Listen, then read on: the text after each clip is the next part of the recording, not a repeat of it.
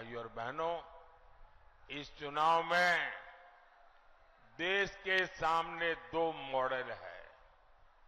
एक तरफ हम लोग हैं, मोदी है, भाजपा है, एनडीए है।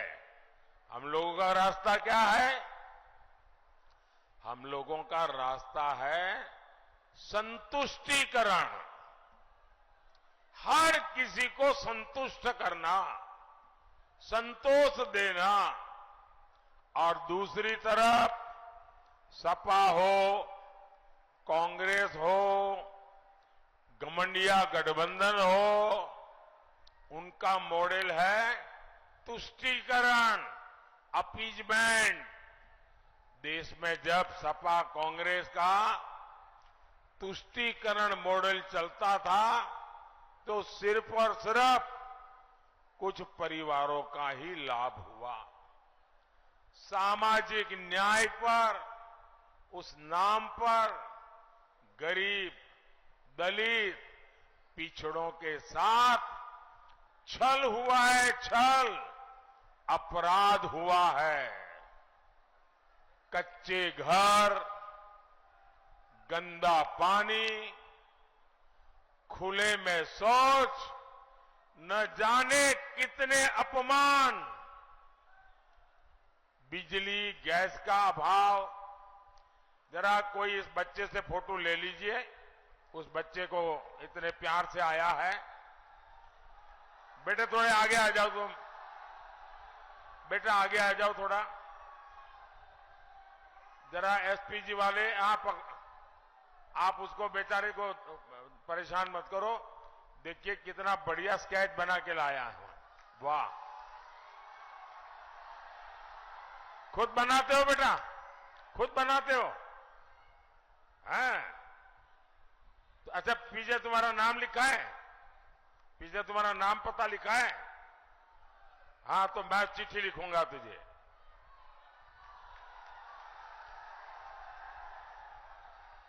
देखिए तुम इतना अच्छा बनाते हो तो पढ़ाई भी उसी में करना, तुम बहुत अच्छे आर्टिस्ट बनोगे। करोगे?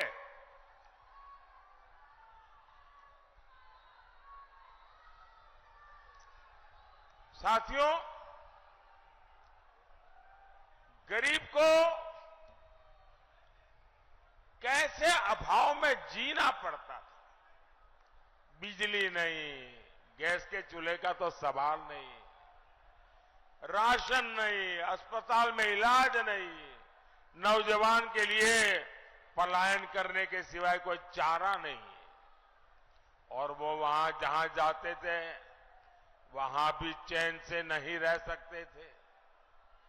उनकी पीठ पीछे यहां दबंग माफिया घर और जमीन पर कब्जा कर लेते थे। जब वापिस आते तो घरों पर कोई और बैठ जाता था। भाइयों बहनों, मोदी के संतुष्टिकरण, सेटिस्फैक्शन, संतोष वाला मॉडल ने ये स्थिति बदल दी है। यूपी में भाजपा ने जमीन माफिया, ये जो उद्योग चल रहा था ना, जमीन माफिया की कमर तोड़ दी है, कमर।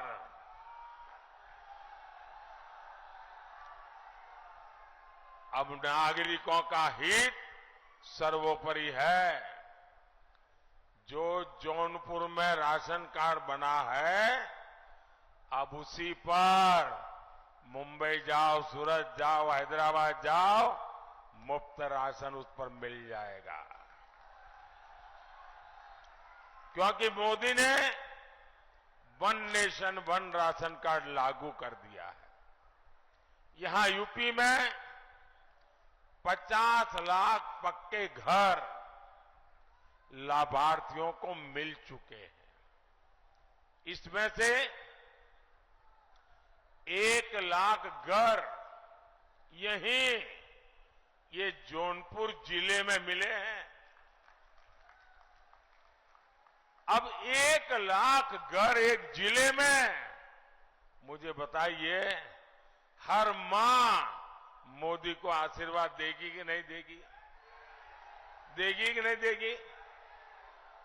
फिर ये ईवीएम करके चिल्लाते हैं। अरे इनको मालूम नहीं है ये ईवीएम का खेल नहीं है, ये हर मां बहन के आशीर्वाद है जिसको रहने के लिए पक्का घर मिला है। और मुझे कभी कभी मौका मिल जाता है तो मैं इन लाभार्थियों के घर में जाके देखता हूं। इनमें शौचालय, नल से जल, बिजली, सस्ता सिलेंडर, ये सारी सुविधाएं घर के साथ होती हैं। सिर्फ 4 दीवारें नहीं, घर यानी पक्का घर। और ज्यादातर घर, हमारे समाज का रिवाज कैसा है, मेरी माताएं बहनों को जरूर बता देना, मेरी ये बात जरूर बता देंगे आप लोग। हमारे यहां परंपरा क्या थी? घर है तो पति के नाम। ये क्या बढ़िया मोदी योगी बना लाए हो भाई। और ये मोदी तो इतना सुंदर लग रहा है, क्या बढ़िया मेकअप किया है भाई, और हाथ भी बढ़िया। वाह, दोनों मोदी योगी बन के आ गए।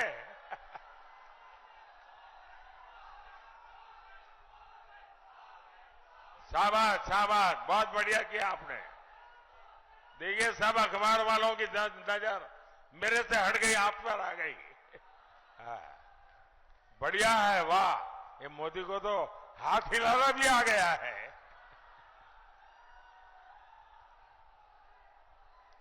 अच्छा माताएं बहनें सुनिए,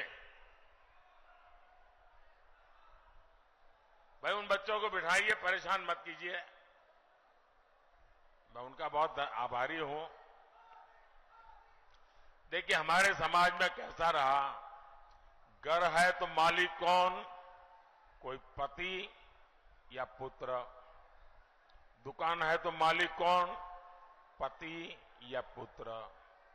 गाड़ी लाए तो मालिक कौन? पति या पुत्र। खेत है तो मालिक कौन? पति या पुत्र। हमारी माताओं बहनों के नाम पर कुछ नहीं।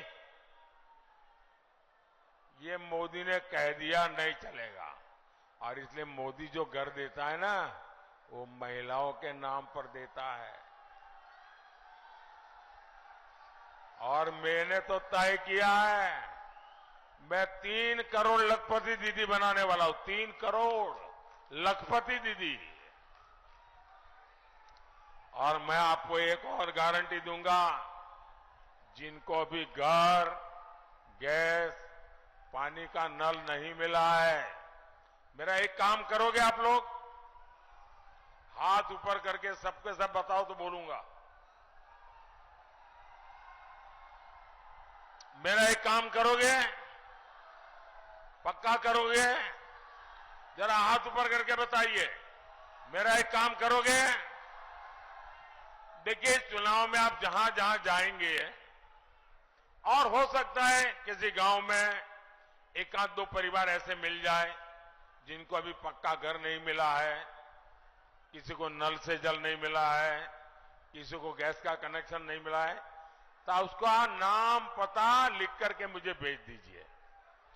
और उसको कह देना कि मोदी जी ने गारंटी दी है कि 4 जून के बाद जब तीसरी बार सरकार बनेगी तो जिनको अभी घर मिला नहीं उनको मिल जाएगा, जिनको गैस नहीं मिलेगा मिल जाएगा।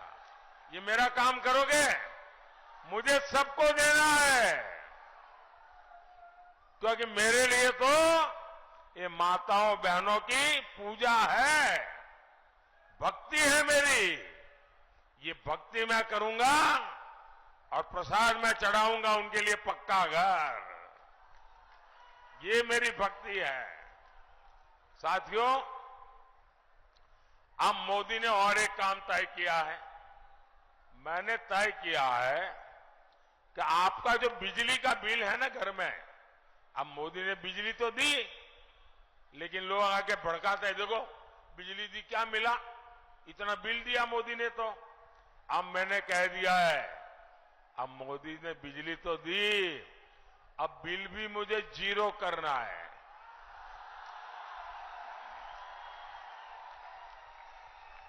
बिजली का बिल जीरो।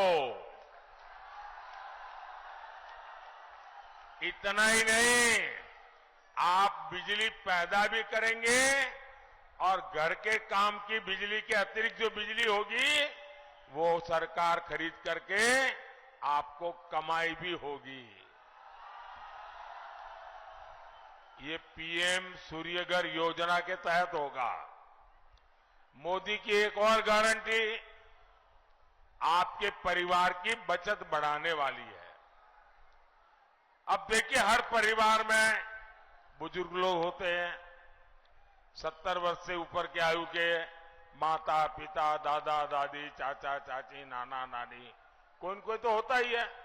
और 70 साल हो जाते हैं तो छोटी मोटी बीमारी भी आ जाती है। अब जो बेटा और बेटी कमाते हैं, उनके सामने एक तरफ खुद का रोजमर्रा की जिंदगी, दूसरी तरफ बच्चों का भविष्य और ऊपर से बुजुर्ग माता पिता की जिम्मेवारी। और उसमें भी अगर कोई बीमारी आ गई तो वो परिवार बेचारा तबाह हो जाता है।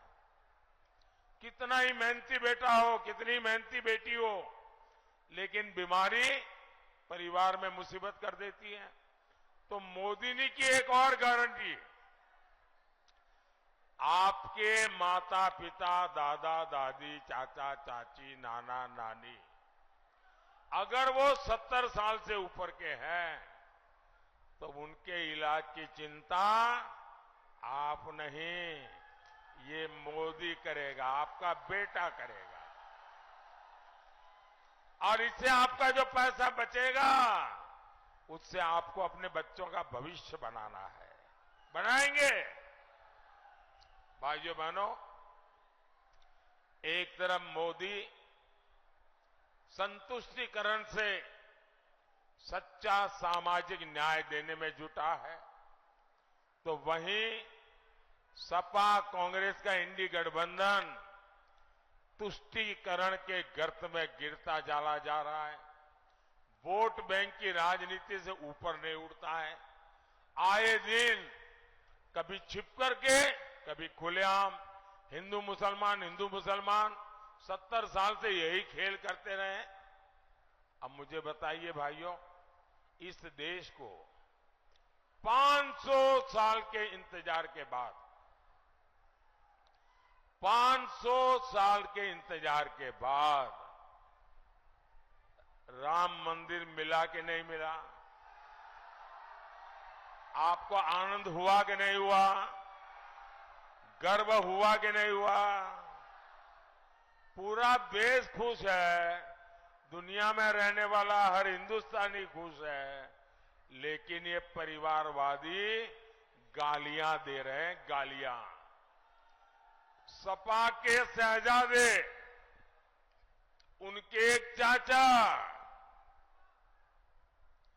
वो तो राम मंदिर को कहते हैं बेकार है, बेकार। ये सपा के शहजादे काशी का मजाक उड़ाते हैं। साथियों, अपने वोट बैंक को खुश करने के लिए ये लोग हर हद पार कर रहे हैं। अब मुझे तो हैरानी है, 21वीं सदी और ये 3 तलाक का झंडा लेके घूम रहे हैं। ये माताओं बहनों के साथ जुल्म हो रहा है, ये समझने को तैयार नहीं। क्यों? वोट मिलता है। ये आर्टिकल 370 जो हटाया हमने, देश का संविधान पूरे देश में लागू किया, अब कहते नहीं, हम 370 की दीवार फिर से बना देंगे। ये धर्म के आधार पर देश में आरक्षण की वकालत करते हैं। ये देश का संविधान बदलकर एससी, एसटी, ओबीसी को जो आरक्षण मिला है उसका हक छीनना चाहते हैं, डाका डालना चाहते हैं। और ये काम उन्होंने कर्नाटक में कर दिया। वहां उन्होंने क्या किया, वहां जितने मुसलमान थे कर्नाटका में, कितने ही सुखी हो, संपन्न हो, पढ़े लिखे हो, उन्होंने रातों रात सभी मुसलमानों को एक हुक्म करके ओबीसी बना दिया।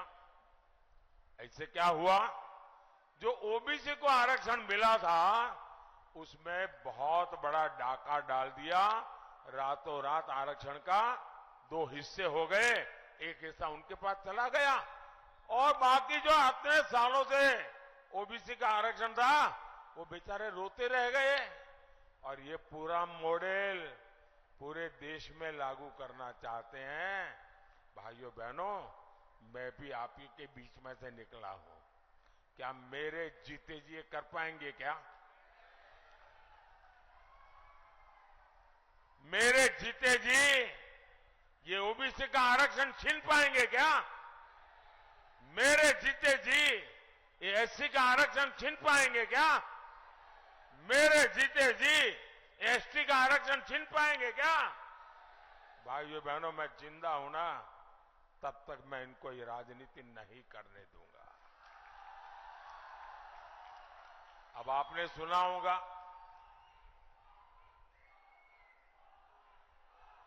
एक कांग्रेस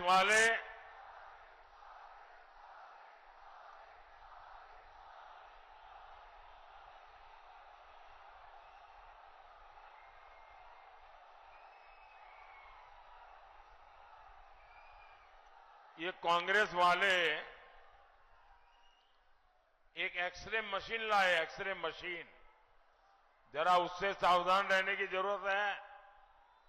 एक कांग्रेस वाले अभी पिछले 1 हफ्ते से मैं जरा उनकी हिडन एजेंडा को खुला कर रहा हूं, तब से डर गए हैं और मुझे लगता है उनका एक्सरे मशीन बिगड़ा हुआ है, रिपेयरिंग में गया लगता है। वो कहते हैं हम आपकी संपत्ति का एक्सरे निकालेंगे। आपके पास शादी करके आए तो आपके पास कितना सोना था, कितने गहने थे, आपके पास मंगलसूत्र था कि नहीं था, बैंक में कुछ पैसा पड़ा है कि नहीं पड़ा है, खेत खलिहान कितना है, गाड़ी वाड़ी व्यापार वगैरह कोई। बोले हम सारा एक्सरे निकालेंगे और आपकी आवश्यकता से ज्यादा है वो हम छीन लेंगे। मुझे बताइए, आपको छीनने देंगे क्या? आपका खेत खलिहान छीनने देंगे क्या? आपका मंगलसूत्र छीनने देंगे क्या? आपके गहने छीनने देंगे क्या? भाइयों बहनों, इनका तो इरादा है कि अब आपके पास जो है ना, वो मरने के बाद आप अपने बच्चों को नहीं दे सकते हैं। बताइए, हमारे देश में हर माँ बाप जीवन के आखिर में चाहता है कि मेरे पास कुछ ज्यादा हो ताकि मैं बच्चों को दे करके जाऊं। ये कहते हैं मरने के बाद आप अपने बच्चों को नहीं दे पाएंगे, आधे से ज्यादा सरकार ले लेगी। क्या आप लेने देंगे क्या? भाइयों बहनों, ये सपा कांग्रेस के खेल खतरनाक है, शहजादों की नीति खतरनाक है। वो आप यहां आपसे वोट मांगने हैं और दक्षिण भारत में जाकर के उत्तर प्रदेश के लोगों का अपमान करते हैं, गालियां देते हैं। उत्तर प्रदेश के लोगों के लिए अनाप शनाप भाषा बोलते हैं वो। ये लोग सनातन धर्म को गालियां दिलवाते हैं। इनके साथ ही डीएमके के लोग हो, केरल में लेफ्ट के लोग हो, कर्नाटक और तेलंगाना कांग्रेस के लोग हो, जब वो दल यूपी के लोगों को गालियां देते हैं तो सपा कांग्रेस वाले अपने कान में रुई डाल देते हैं। क्या यूपी के लोगों को गाली देने वाले इंडी गठबंधन को आप माफ कर देंगे क्या? हम उत्तर प्रदेश के लोगों को गाली देने वालों को माफ कर देंगे क्या? साथियों, विकसित भारत के लिए हमें भाजपा को जिताना है, हमें भारत को मजबूत बनाना है। ये बतावा हम यहां से जीत के लिए आश्वस्त हो के जाए ना। बोला, अरे फिर से बोला। मछली शहर में भी कमल के फूल खिली ना, बोला खिली ना। यही जोश है जिसके चलते फिर एक बार देश कह रहा है, फिर एक बार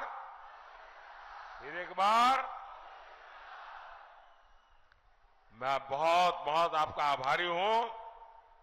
मेरे साथ बोलिए भारत माता की, भारत माता की। बहुत बहुत धन्यवाद।